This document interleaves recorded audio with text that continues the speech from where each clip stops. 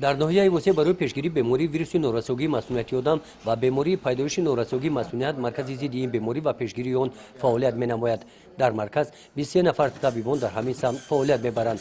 مرکز دارای چنین حجره تحلیلگاهی زمانوی میباشد. در دوام سال طبق نقشه چاربین‌های مرکز ونمیو ما در جای‌های سیرودن و مرکزهای سلامتی جماعت‌های ناحیه و با زن‌های حامله با مهاجران مهنتی با آموزش و مشورت‌ها می‌گذاریم.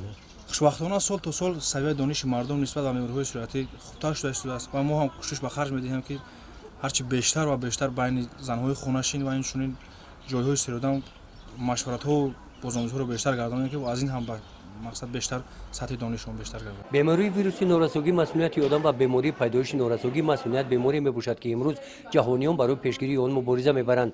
روز یکم دکتر روز عمومی جهانی مبارزه بر ضد این بیماری قید کرده میشود.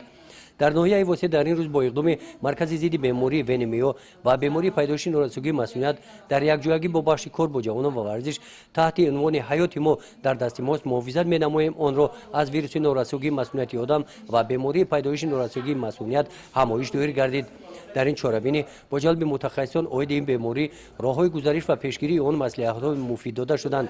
ذکر گردید که جوانان از عادت‌های بد دور باشند. آنها طرز حیات سالم را پیش برده سالم و بردم خود را نگاه دارند. بخشیده به این موضوع صحنه‌ای که با اشتراک اختیاریون بخش کار با جوانان و ورزش نمایش داده شد در پیشگیری این بیماری در این سمت راهنمایی برای اشتراکچیان گردید. در این همایش به اشتراکچیان چاره‌بینی معلومات عاید این بیماری راه‌های گزارش و پیشگیری آن ورقه‌های اطلاعاتی تقسیم کرده شدند.